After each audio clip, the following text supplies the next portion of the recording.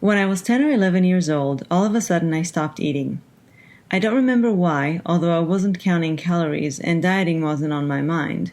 I don't remember for how long, but it must have been long enough because my parents decided that I needed to see a doctor, who in turn told me that if I continued not eating, I could start throwing up blood. That scared me enough, and I was willing to start eating again. The details of how it all happened are very fuzzy and vague, but what happened next is etched in my memory all these years later. We came home after my doctor's appointment, and my mom made me some dinner. I hadn't been eating, so we started slowly. I'm pretty sure she made me an egg and cut a few slices of cucumber, and I sat there looking all fragile, eating with such tenderness as my mom savored my every bite, her sense of relief palpable. All of a sudden, I became acutely aware of a feeling I had never felt before. Power.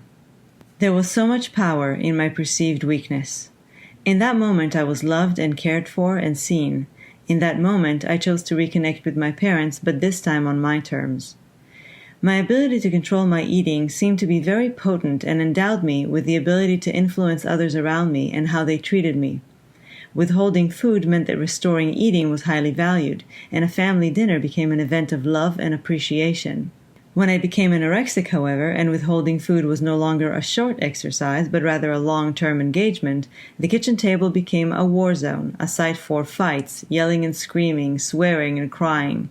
Family meals were a standoff, a duel usually, between my mother and myself, each trying to exert her dominance over the other, while my father shakes his head in disapproval and despair, and my brother withdraws further and further away from us all. Family meals were to be dreaded, the lies that needed to be told, the manipulations that needed to be carefully planned, and the clashes to which the meal would inevitably and invariably deteriorate. It was all exhausting for all of us, but none of us could afford to concede. I'm Liron Cohen. I'm Corinne Ellie. And we are changing the conversation about eating disorders.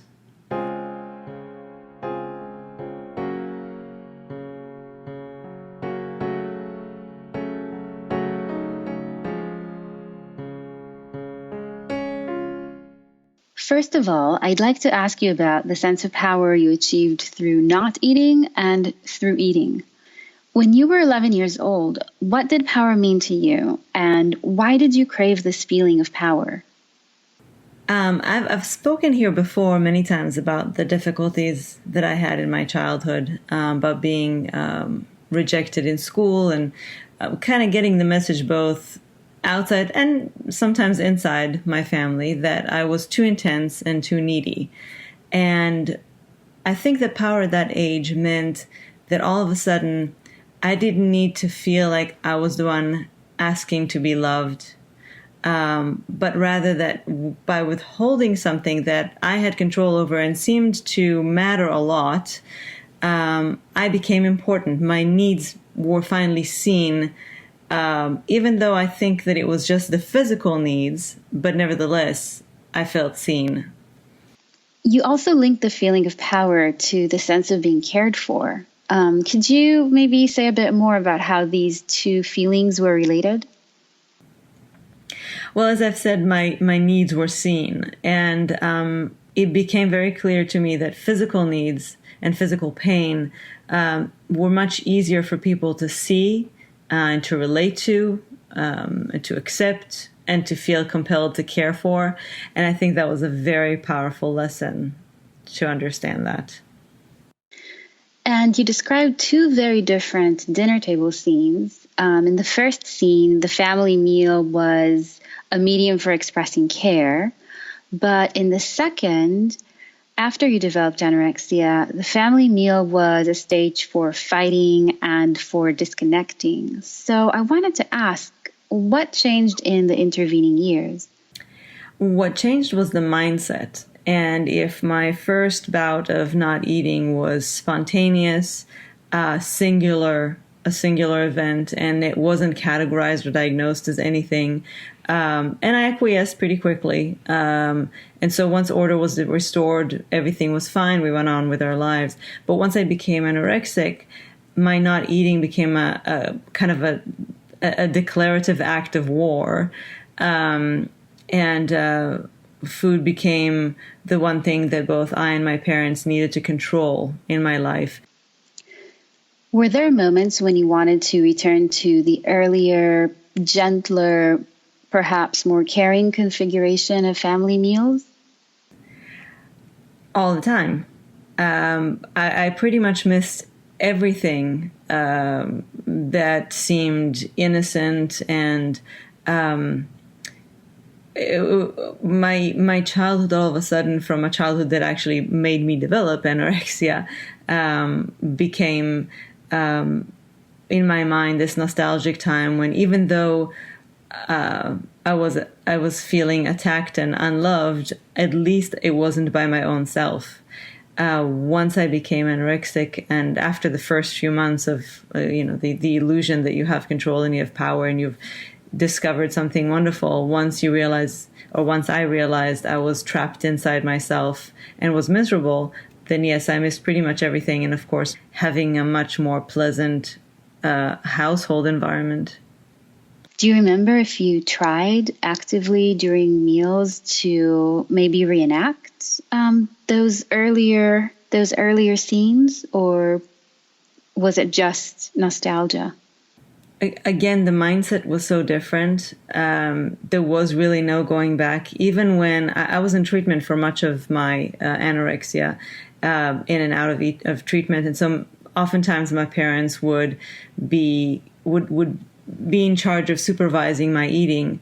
But sitting together while I ate and they watched was never the same as that first time when I was 10 or 11, because it was kind of like a warden in a prison sitting and guarding a criminal, not a mother lovingly watching her child resume, very basic function that shows love and life.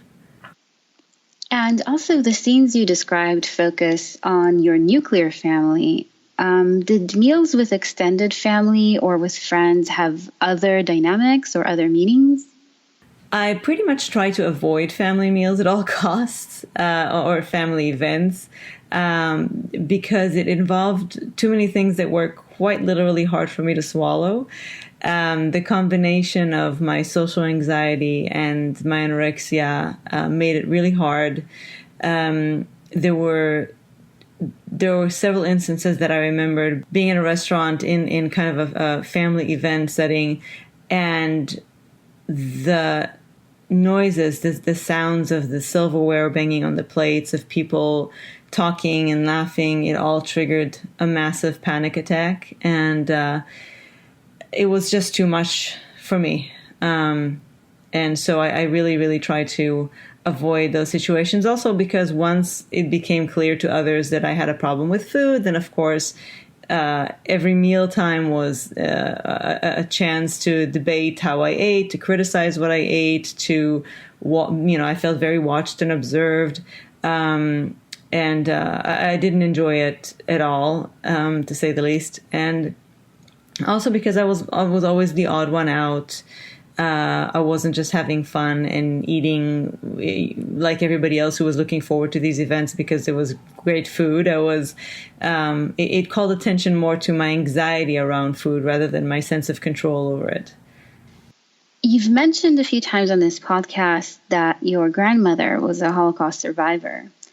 Do you think that her experiences of starvation influenced the ways in which food and eating were understood in your household? Most definitely, and I think most Holocaust survivors and their families would say the same. But I think what I felt in my family, as opposed to what maybe one would expect for people to feel, we didn't feel, even though, yes, my grandmother never threw food away and I never throw food away, but it wasn't a sense of a lack so much as it was a sense of being grateful and celebrating food and just feeling very fortunate to have an abundance of it. My grandmother would tell us how she used to eat potato skins out of mud. So there was a lot of sense of, again, this appreciation of food and celebrating it and being really, really grateful that we have the abundance that we have. It's interesting that you said the word abundance several times, and it was also a word that I heard a lot in my interviews with people with eating disorders in Israel. And that's something I'm going to discuss in my story. When I conducted my fieldwork research on eating disorders, I often met with participants in cafes. The cafe setting was appropriate for research in Israel, and particularly in Tel Aviv, which has a strong cafe culture. Yet the setting, which was usually in the background, a regular part of everyday existence, moved into the very center of one interview. After I asked the participant I'll call Ella, it's not her real name, why food was so meaningful to her, she said, "Everything's connected to food. We're meeting in a cafe now." As Ella and other participants explained, the relationship of food to eating disorders could not be reduced to the level of fat and calories. Food was meaningful because it was part of all social exchanges. And while Ella pointed out the cafe location of our interview, the most notable social exchanges, as described by her and others, occurred at home. When they spoke of food, the participants portrayed kitchens and dining rooms as spaces of communication about and through food. They described the family meal as the primary location of culinary education, or lack thereof, and evaluated their family's so-called healthy attitudes to food by the orderliness of meals and by parental attentiveness to children's eating. With food as a medium for expressing care and connection, meals became communicative events. As an anthropologist, zooming out from the kitchen table, I also saw how wider cultural discourses and societal concerns played into family meals as communicative events. Anthropological work has drawn attention to food as a substance imbued with memory, time, place, identity, and community. My study, as I mentioned, took place in Israel, and the participants, who were all Jewish, described their food culture as a culture of abundance, in their words, a culture characterized by standardized, mass-produced, widely available food sold in nutritionally analyzed formats. At the kitchen table, rejection of food was therefore not only a rejection of care, but also a rejection of abundance. As participants described it, rejecting abundance was an expression of individuality and supposed self-control and success. At the same time, this frequent discussion of abundance, I felt, also expressed a general awareness of lack, a society's remembrance of food insecurity and starvation, experienced only 2 generations back. For several participants, most of whom were descendants of Holocaust survivors, a notable element of the family meal was the instruction to finish everything off the plate, regardless of feelings of hunger and satiety. At the kitchen table, then, eating and not eating spoke to care and connection, family history and collective memory, and wider societal concerns with controlling and asserting an individual self. You mentioned the starvation of the generation of our grandparents. And by the way, I do want to mention that it's not just Holocaust survivors. For example, my paternal grandparents, my great-grandparents actually, who came from Yemen, also had to deal with a lack of food and resources. So I think a lot of people had to deal with that no matter where they came from. But we're talking about the generation of our grandparents, but even the generation of our parents, being that Israel was such a young state, did not experience the abundance that we grew up with when Israel was becoming more and more of a Western country. Do you think that in addition to the personal kind of family-based attempt at individuation, there might have been a generational attempt at separation in a form of rebellion? And if so, what were we rebelling against? I mean, we were so fortunate. First of all, when participants spoke about the culture of abundance, they also said that rejecting this culture meant doing something that was difficult, and difficulty was equated with success. So part of successful individuality, as they described it to me, was supposedly overcoming temptation, overcoming the easy availability of food, and setting oneself apart. But there was also another dimension to this so-called rebellion. Several participants told me that in rejecting food and also in binge eating and purging, they were rebelling against social expectations. This is something I've written about in the past, and we will provide links to those articles for those of you who are interested in reading more about this. But in brief, in Israel, there is a well-defined trajectory for a sort of stepwise development of normative adult personhood. It's a trajectory whose steps participants generally detailed in their interviews as follows.